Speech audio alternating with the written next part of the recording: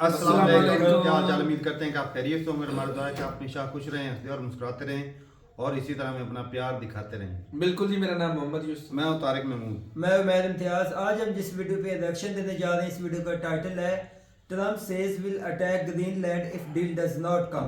ओहो, तो देखते हैं जी वीडियो और अपना रिव्यू कर देंगे। कौन करते 3 2 1 वीडियो स्टार्ट। नमस्कार, वेलकम टू करियर 247। मैं हूं प्रशांत धवन। अगर आप लोग सोचते हैं कि डोनाल्ड ट्रंप ने तो इंडिया यूएस रिलेशंस को काफी डैमेज कर दिया, डोनाल्ड ट्रंप ने इससे कई ज्यादा बड़ा डैमेज पहुंचाया है यूएस नेटो रिलेशंस को और यूएस यूरोप रिलेशंस को। जो डोनाल्ड ट्रंप की जिद है कि इनको ग्रीनलैंड को कब्जाना है, ये बहुत ज्यादा एक अगली टर्न ले रही है। यहाँ पे आप देख पाएंगे रिसेंटली डोनाल्ड ट्रंप की अब तक की सबसे ज्यादा अग्रेसिव स्टेटमेंट आई है कि we are going to do it the hard way. या तो ग्रीनलैंड के लोग मान जाएंगे, डेनमार्क चुपचाप ग्रीनलैंड को थमा देगा यूएसए को और यूएसए ग्रीनलैंड को कब्जा लेगा। अगर ये आराम से होता है तो ठीक, नहीं तो मिलिट्री एक्शन यूएस लेना स्टार्ट कर देगा। एक इन्वेजन करके ये लोग ग्रीनलैंड को कब्जा लेंगे। इसके रिस्पांस में अगर हम देखें तो डेनमार्क की तरफ से एक ही स्टेटमेंट आई है, shoot first ask questions letter. Denmark की मिलिट्री को स्टैंडिंग इंस्ट्रक्शंस है कि अगर अमेरिका के सैनिक तुमको दिख गए कहीं पर, पहले गोली चलाना, बाद में पूछना कि तुम यहां पर ग्रीनलैंड में क्या कर रहे हो। नाउ ट्रंप की जो ये क्लिप है, ये सबसे पहले आपको मैं दिखाना चाहता हूं। Right now, we are going to do something on Greenland, whether they like it or not, because if we don't do it, Russia or China will take over Greenland, and we're not going to have Russia or China as a neighbor. Okay?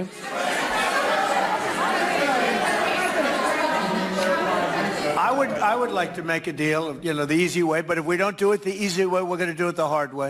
बहुत बड़ी statement है कि मैं तो एक deal करना चाहूंगा। Deal में देखिए बात ये भी चल रही है कि ग्रीनलैंड में, बाय द वे ग्रीनलैंड को एक बार मैं मैप में दिखाता हूं। इधर यहाँ पे आप लोग देख पाओगे वर्ल्ड मैप में, ये यहाँ पे है ग्रीनलैंड। ग्रीनलैंड दुनिया का सबसे बड़ा टापू है। This is very important to note.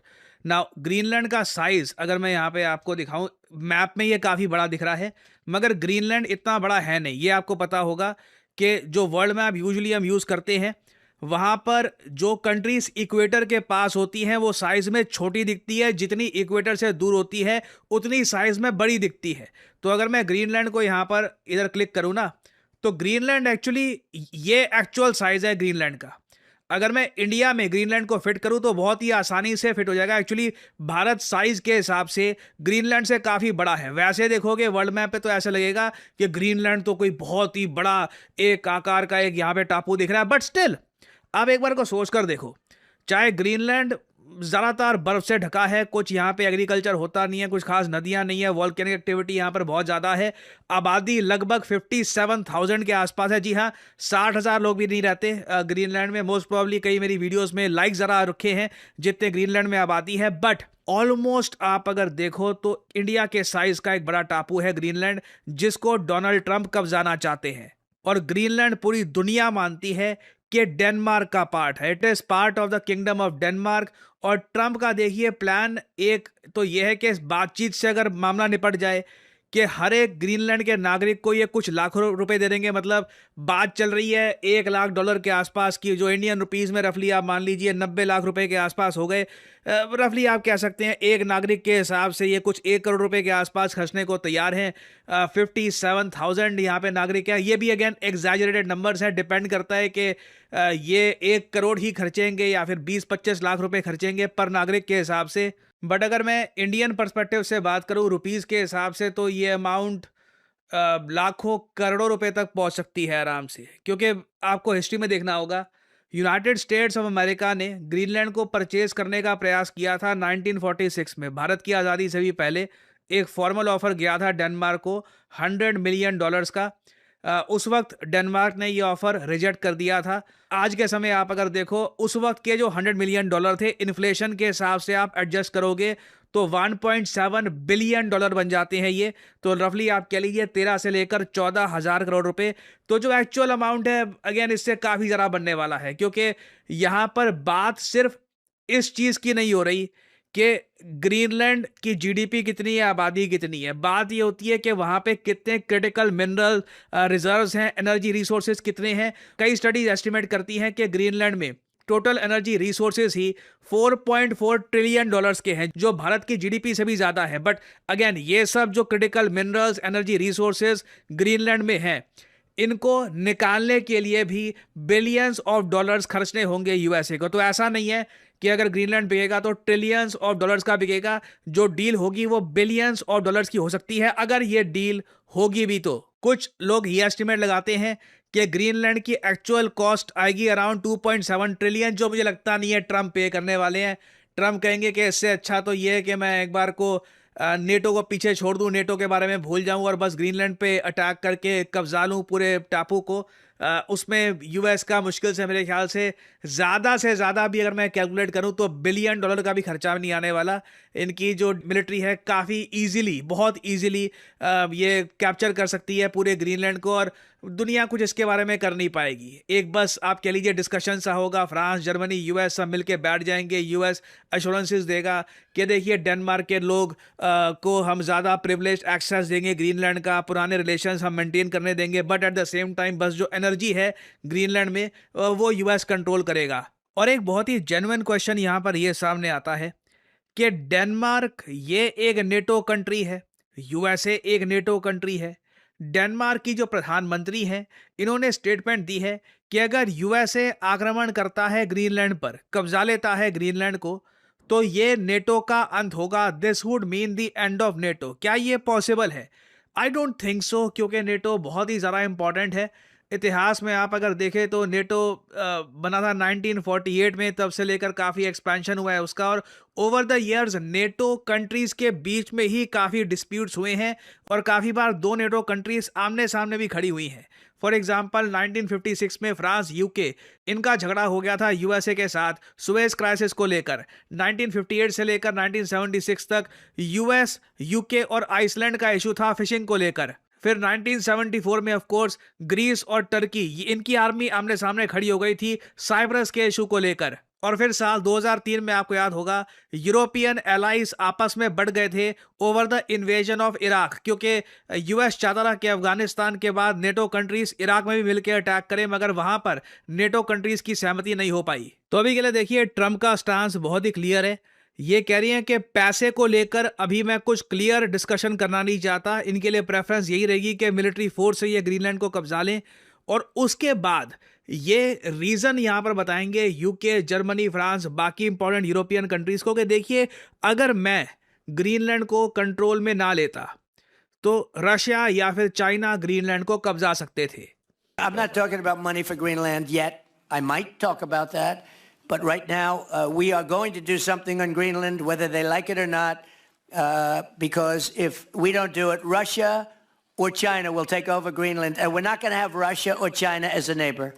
Now again, problem यहाँ पर यह है कि लगता नहीं है कि यूरोपियन कंट्रीज इस बात को लेकर मान जाएंगे कि रशिया अटैक करने वाला था ग्रीनलैंड पर। रशिया ने बात भी नहीं करी है ग्रीनलैंड पर, चाइना ने कुछ डिस्कशन भी नहीं किया है कि ये ग्रीनलैंड को कब्जा लेंगे, और ना चाइना की प्रेजेंस ग्रीनलैंड में बहुत ज़्यादा बढ़ गई है कि all together China take over कर लेगा ग्रीनलैंड का।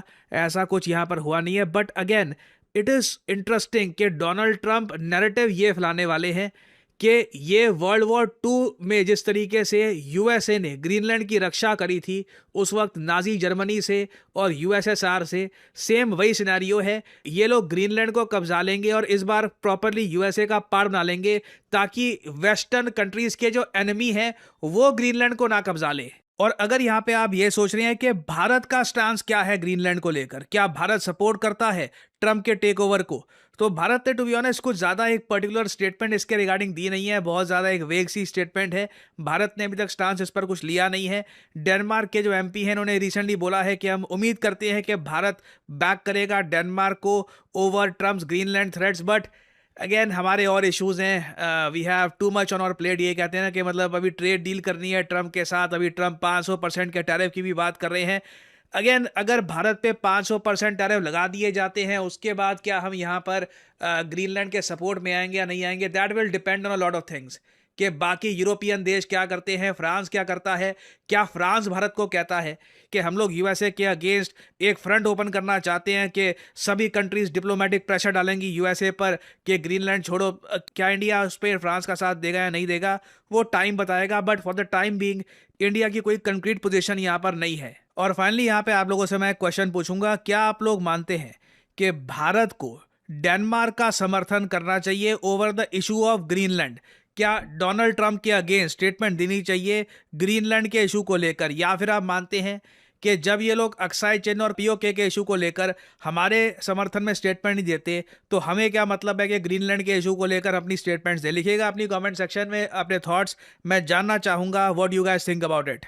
आज के समय पूरे भारत में कई लोग हैं जो करियर 247 का IBM powered data analyst course complete करके अपनी पहली जॉब स्टार्ट कर चुके हैं और हमें रोज नए नए टेस्टिमोनियल्स मिल रहे हैं और आने वाले समय में आप देखोगे ऐसे टेस्टिमोनियल्स और भी आते रहेंगे। Hi, I am Shalraj. I am from Hazaribagh, Jharkhand. I recently got placed in College Dunia, surely just because of Career 247. मैंने Career 247 के डेटा एनालिटिक्स कोर्स को ज्वाइन किया था, which is in collaboration with IBM. ये पूरा course अलग अलग modules में डिवाइडेड है।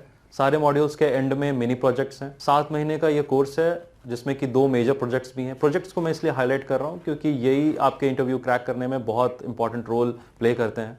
And he is absolutely right. Career 247 का डेटा एनालिटिक्स कोर्स पॉपुलैरिटी इसलिए गेन कर रहा है क्योंकि नंबर 1 लाइव क्लासेस यहाँ पे आपको मिलती है। कोई ऐसा नहीं है कि प्री रिकॉर्डेड लेक्चर दे दिए देखते रहो, लाइव क्लासेस मिलेगी और साथ ही साथ आप 2 लाइव प्रोजेक्ट्स पे काम भी करेंगे जिससे आपको जेन्युइनली समझ में आएगा कि एक डेटा एनालिस्ट करता क्या है, जॉब में डिमांड क्या होती है, और वही एक्सपीरियंस आप जब लेके जाओगे इंटरव्यू में तो रिक्रूटर समझ जाएगा कि आप एक जेन्युइन कोर्स कंप्लीट करके आए हैं। और ऑब्वियसली जो सर्टिफिकेट आपको देगा करियर 247 वहां पे आपको IBM और करियर 247 दोनों के लोगो मिलेंगे। That dramatically improves your first impression. और 2026 में भी मैं आपको बता दूं डेटा एनालिस्ट की डिमांड ग्लोबली, ना सिर्फ भारत में, ये ग्लोबल फिनोमेना है, चाहे यूरोप हो US हो, हर जगह डेटा एनालिस्ट की डिमांड बढ़ती रहेगी। मैं कहता हूं अगर आप data analyst as a career नहीं भी चूज करते, आपके पास डेटा एनालिस्ट की एक स्किल भी है ना, उससे भी जॉब में आप सबके लाडले बन के रहेंगे। You will be the golden boy of the office. तो आपको करना सिंपली क्या है, अगर आप इंटरेस्टेड हैं in a career as a data analyst, आपको यहाँ पे एक जॉब लग रहा है कि this should be my future proof job, तो वीडियो के डिस्क्रिप्शन या फिर कमेंट सेक्शन में जाइए, पिन कमेंट में आपको लिंक मिल जाएगा। ये इस लिंक पर करिए क्लिक, यहाँ पे आपके सामने ये पेज खुल जाएगा। यहाँ पे अपनी जो डिटेल्स है डालिए, नाम, ईमेल आईडी, नंबर और ऑफ कोर्स कोड डालिएगा PD10 ताकि आपको डिस्काउंटेड रेट पर ये कोड ऑफर किया जाए। करियर 247 की तरफ से काउंसलर आपको कॉल करेंगे, आप बात कर सकते हैं। यू कैन डिस्कस आपके करियर के क्या प्रोस्पेक्ट्स हैं, आप क्या देख रहे हैं, आप इस कोर्स से क्या चाहते हैं, और आप अपनी जर्नी स्टार्ट कर सकते हैं in the field of data analytics with career 247। Remember to use the code PD10 to get the discounted price in the course. और इसी नोट के साथ यह है वीडियो का अंत। Thank you for listening and I always say may the gods watch over you. Video खत्म हो गई भाई। दुनिया में अगर कोई सबसे ज्यादा तेज काम करने वाला लीडर आए तो वो डोनाल्ड ट्रंप है। जो कहता है और करके दिखा देता है। क्या कमाल का भाई। अच्छा, स्पीड बहुत पकड़ी हुई है, तो बयानबाजी भी बहुत पकड़ी है। उसने वेनेजुएला का बोला, उस पे उसने कब्जा कर लिया है, तो उसका प्रेसिडेंट उठा के ले गया। अब जो है ग्रीनलैंड का तो कब का बोल रहा है। मैं सोच रहा हूँ कि भाई दूसरे जो कंट्री हैं वो अपना अपना देखें, ग्रीनलैंड को छोड़े। ग्रीनलैंड तो उसका हो चुका है। डोनाल्ड ट्रंप ने समझो एक तरफ से बोला और दूसरी तरफ से हो गया। आज डोनाल्ड ट्रंप की मैं प्रेस कॉन्फ्रेंस सुन रहा था, यूसुफ भाई वो कह रहे थे कि ईरान के हालात बहुत खराब, जो कि उनकी जो अवाम है उनको वो हुकूमत नहीं चाहिए। तो मैं उन पे मिलिट्री अटैक नहीं करूंगा, लेकिन कुछ दिनों में, आने वाले दिनों में वहां पे चीजें ठीक हो जाएंगी। अब वो अपनी मर्जी का लीडर लाकर वहां पर बिठा देंगे तो ऑटोमेटिकली चीजें ठीक हो जाएंगी। अंदर से असल में गेम उसने ये खेली है कि भाई ऊपर से कहा कि भाई अटैक करने वाला, लेकिन अंदर से गेम जो थी वो दूसरी चल रही। और जो जिस तरह लोग जो है सड़कों पे निकले हुए हैं, ईरान के झंडे भी कहीं जो लोगों ने गिराए हैं भाई, वहाँ पे जो चीजें बड़े हालात खराब है। तारक भाई उसके पास सारे पहलू है, रजीम चेंज वाले, ब्लैकमेल वाले, जो इन चीजों से नहीं मानेगा, धमकी देगा, धमकी से नहीं मानेगा, अटैक तो उसके पास फॉलोअर है। बहाना कौन सा कर रहा है कि चाइना और रशिया। मैंने कब्जा ना तो चाइना और रशिया कब्जा लेंगे। देखो भाई, और मैं उनको अपने नजदीक नहीं चाहता, ये भी चाहता है कि मैं उनको अपने वो मेरे नजदीक नेबल बने। यार ऐसा तो कोई बच्चा भी बयान नहीं देता। ये थोड़ा बयान है, उसको बहाने, ये सॉफ्ट पावर इसी चीज का नाम है भाई। वो मेमने वाली बात हो उसने गई। बोल दिया तो भाई वो सावधान रहेंगे, वो तो भाई अपनी सिक्योरिटी के लिए सारी चीजें कर वो रहा है। भेड़िया और मेमने वाली बात होगी कि तूने गाली नहीं निकाली, फिर वो तेरी माँ होगी जिसने मुझे गालियां निकाली थी, तो मैं तुझे खाऊंगा। वही चीज है भाई कि डोनाल्ड ट्रम्प तो बेचारा खुद को बचा रहा है। बेचारा ही है, दुनिया में एक ही बेचारा कंट्री है वो अमेरिका। अमेरिका। खुद को सेव कर रहा है कि दुश्मन मेरे करीब आकर ना बैठ जाए। वो बड़ी गलत क्या है, गलत। दयालु देख लो कितना है, $1 लाख देने की भी बात कर भाई माइट इज राइट। तो उसने ऊपर से ये भी बोला $1 लाख लेकर आप अमेरिकन सिटीजन भी बनेंगे। तो क्या मेरी जान में अब पाकिस्तान कब्जा दो भाई मेरी बात और सुनो, अमेरिकन मेरी बात ले सुनो। लो भाई। ना बंदों की टेंशन है भाई, जिस तरह का उसका एरिया है ना पाकिस्तान से तो बहुत ज्यादा बड़ा है, तो जितने के ये मिनरल्स बता दिए, अब ये तो नहीं ना बर्फ है तो और कुछ भी नहीं वहां पे होना। नहीं, असल में उनकी नजर तो कुदरती वसाइल पे है। कितने वो कह रहे हैं $4.2 ट्रिलियन के इतनी एक पॉपुलेशन है, वो तो इतनी देख एक पॉपुलेशन को हैंडल करना अमेरिका के लिए कौन सी तो यार भाई ये तो एक अपना 10 गांव की इतनी आती है पॉपुलेशन। 60,000 क्या बनता है, कुछ भी नहीं। 7-8 हजार तो हमारे गांव की है। ऐसी बात है। ऐसा ही है, लेकिन ये कि भाई उसने बोल दिया तो उसको बोले तो वो जिस तरह बोलता है ना मुन्ना भाई में वो सर्किट बोलता है भाई टेंशन नहीं लेने का। टेंशन नहीं लेके भाई बोल दिया तो हो जाएगा भाई। वो एक सीन होता है ना, वो क्विज जीत रहा है तो वो कहते हैं 2 अक्टूबर के, भाई टेंशन नहीं लेने का, मैं पता कर लूंगा। वो भाई टेंशन नहीं लेने का, ये कमरे ये साथ वाली दीवार जो ना ये हटा के ना साथ अच्छा, तारा- बाजू वाला कमरा भी साथ में मिला लेते हैं। कमरा अंदर का थोड़ा सा खुला तंग है। यहाँ पे फ्रिज होगा, यहाँ पे एसी होगा। हाँ, तो ये जो है ना भाई साहब गर्मी आ रही थी, वो डेनमार्क को साथ में मिलाना चाहे, ग्रीनलैंड वहाँ पे जो है ना वो बर्फबारी अच्छी होती है, वो तो फिर अमेरिकन जो उधर वो घूमने के लिए अच्छा जाएंगे। देखो कह रहे हैं कि अपना दूसरे कंट्रियों के बयान से ट्रम्प रुक जाएगा। भाई सारी दुनिया बयान देती रहे, वेनेजुएला के मामले में लोगों ने बयान नहीं दिए, दुनिया के वर्ल्ड रशिया आ जाए, चाइना आ जाए, इंडिया आ जाए, ये क्या करेंगे? बयान हम दिए। कड़ी निंदा करते हैं। हाँ जी, निंदा से फिर क्या हो जाए? हम बड़ी सख्त निंदा करते हैं, बस इससे ज्यादा आप क्या कर सकते हैं निंदा के खिलाफ? भाई गजा में जब 60 से 70 हजार मासूम लोग मरे ना, उस समय अगर दुनिया को कोई फर्क नहीं पड़ा, यहाँ तो वो किसी को मार नहीं रहा है, सिर्फ कब्जा ही रहा है, तो इससे दुनिया को क्या फर्क पड़ने वाला है? कुछ भी नहीं पड़ने वाला है। और अमेरिका भाई और भी पावरफुल होता जाना, ये जिस तरह उसने हाथ पकड़ लिया है। हाँ। लेकिन ये कि भाई अब दूसरे कंट्री जो है ना पावरफुल, दूसरे जो कंट्री चाइना है, रशिया है, अब उनके भी रास्ते खोल दिए हैं। पहले होता है ना कि भाई आके तुम भी कब्जा हो, कोई कंट्री कब जाता है ना किसी का एरिया, तो वो जो है ना थोड़ा सा होता है कि भाई इंटरनेशनल जो है ना वो प्रेशर होता है कि दूसरी दुनिया जो प्रेशर डालती है कि आपने कब्जा कर रखा है, ये वो खराबी। लेकिन अभी जो खुद अमेरिका कर रहा है, जो इजराइल कर रहा है, अब जब ये तिब्बत पे चाइना ने कब्जा कर रखा है, अब जो है वो ताइवान जब ताइवान जब कब जाएगा, चाइना ताइवान कब जाएगा, यूक्रेन जो है रशिया कब जाएगा, फिर चीजें भाई नॉर्मल।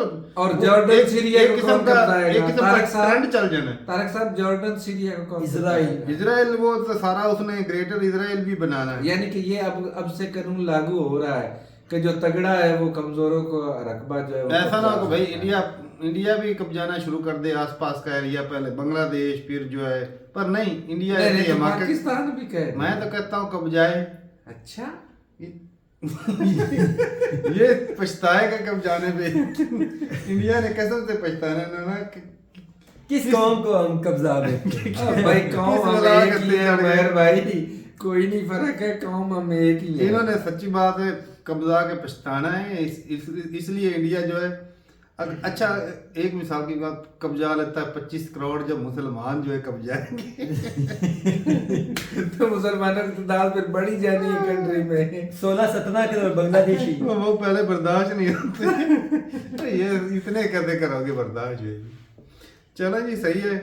बाकी भाई हम भी कड़ी निंदा करते हैं कि जो ये गलत चीज गलत हो रही है, फनी दुनिया को इसके बारे में देखना चाहिए। फनी नहीं, वो माइट इज राइट ऑलरेडी जो ना बड़े बुजुर्ग बोल के गए, जिसकी लाठी उसकी भैंस। तो भाई उसके पास पावर है। और एक और भी चीज अगले दिन भी एक मिसाल दी थी कि जब किसी के साथ जुल्म ज्यादती हो रही है ना, तो दूसरे जो आवाज नहीं उठाते या कुछ करते नहीं, तो भाई एक ना एक दिन आपकी भी बारी आ जाए। तारक साहब अब आवाज उठाने वाली तो बात खत्म हो गई ना। अब तो ये कि कोई सामने से आके भिड़ जाए तो पता चलेगा। आवाज तो उठा रही है, उठाते कोई फर्क नहीं पड़ता। मेरी बात सुनो, सिंपल सी कोई मिसाल फर्क नहीं पड़ने है, वाला। जब हमारी गवर्नमेंट की अगर कुछ नाकस पुलिसियां होती हैं तो आप या सोफे पे बैठ कर बोली रखो ये गलत है, बोल कैन से क्या कौन सा फर्क पड़ने वाला? कुछ नहीं कोई फर्क पड़ने वाला। कुछ नहीं फर्क। चलो जी सही है। वैसे दुनिया है तमाशे देखने वाली सारी, तो देखते हैं भाई जिसका साथ बुरा होता जाएगा दूसरे खुद ब खुद तमाशा देखते जाएंगे, कुछ तमाशा बनते जाएंगे, ये चीज होगी। बाकी जो अमेरिका जो है ना वो रुकने वाला नहीं, मेरा दिल नहीं मानता ट्रम्प के अंडर वो रुकेगा। अगर उसको दिख रहा है कि भाई 4 ट्रिलियन का अगर मिनरल्स हैं वहाँ पे, ज़ेरे ज़मीन मदनियात हैं, तो साफ ज़ाहिर है भाई उसको निकालने के लिए $1 बिलियन खर्चा तो होंगे, लेकिन ये फायदा कितना हो गया। एक तो भाई अपनी कंपनियों को रोजगार भी मिलना है लोगों को, और भाई साहब वो खुद मालक बन जाना है। मतलब इतने ये लंबे बड़े है एरिया कि- का आस्ता आस्ता हो सकता है जो वहाँ पे जो ग्लेशियर जमे हैं वो भी जिस तरह उधर माइनिंग वगैरह होनी है वो भी नॉर्मल एरिया ही बन जाए शायद। मतलब ये है कि वो Climate अपने change की आप वजह से को हो भी सकता है। मजबूत हो सकता है। तारक भाई मतलब ये है कि वो अपने आप को मजबूत से मजबूत तर करता जा रहा है। सही। और ये इतना तगड़ा हो जाना है कि भाई अनबीटेबल हो जाना है। जिस तरह वो उसने हाथ रख लिया ना, एक फिर हाथ इस तरह करके कनाडा को भी करना है कि कनाडा को भी कब्जा लेना उसने, फिर एक हाथ इस तरफ करना है यूरोप का भी कब्जा यार वो लेना है। चीजें छोड़ो, वो तो उनके आस यूरोप के पड़ोस मामले है, में उनके मामले में तो अगर पड़ोस में अच्छा वो ऐसा कर- वो उसको कनाडा छोड़ो। जी, कनाडा की आर्मी तगड़ी नहीं, वो चाहे तो कनाडा के साथ भी यही कुछ कर सकता है, बिल्कुल कर सकता है। अच्छा और अगर क्या- पाकिस्तान में आ जाए तो वहाँ पे डॉलर चला दो, फिर आपके क्या इकदाम, आपके क्या तासुरात हो? हमें इधर हमने अरब यही कहना कंट्रियों है, में- हमने यही कहना है कि भाई एडवांस हो रहे हैं बस। हमने अरब कंट्रियों हाँ। के पास काम जाके करना ही नहीं, इधर ही करेंगे, फिर डॉलर मिलेगा। हाँ ये बात एडवांस हो जाए। सही नहीं है? जी साहब। चले जी सही है भाई। ये सिर्फ होना फर्क इतना है कि सुबह आके उन्होंने 4 चपेड़ लगानी है 4 शाम को लगानी है। दो ऐसी बात है। ऐसे ही है, डॉलर उन्होंने पकड़ाने हैं। हाँ। चलो जी भाई, अपनी राय जरूर बताइएगा कमेंट सेक्शन में। वैसे कभी कभी जो जब चीजें देखता हूँ ना भाई, अब इराक है, हमारे कंट्री के कई लोग इराक में भी काम करते हैं, और यकीन माने इराक में हमसे ज़्यादा अच्छी सैलरी है। वहाँ पर 2-3 लाख रुपया पाकिस्तानी कमा रहे हैं बंदे, आम मजदूर। ऐसे ही। तो अंदाज़ा लगाओ, वो इराक का बुरा हाल है और हमारा अच्छा हाल। भाई फिर भी आजादी होती है। चलें जी भाई, अपनी राय जरूर। लेकिन ये है कि भाई इराक जो है ना, जितना उसके पास तेल गैस था, वो उसके पास वसाइल थे, वो तगड़ा बन सकता था, लेकिन वो इससे भी ज्यादा स्ट्रॉन्ग कंट्री हो हो सकता सकता था। ये भी सही बात है। चलें जी सही है भी, अपनी राय जरूर बताइएगा कमेंट सेक्शन में। मिलते रहिए वीडियो के साथ, तब तक के लिए इजाजत दें। अल्लाह हाफ़िज़।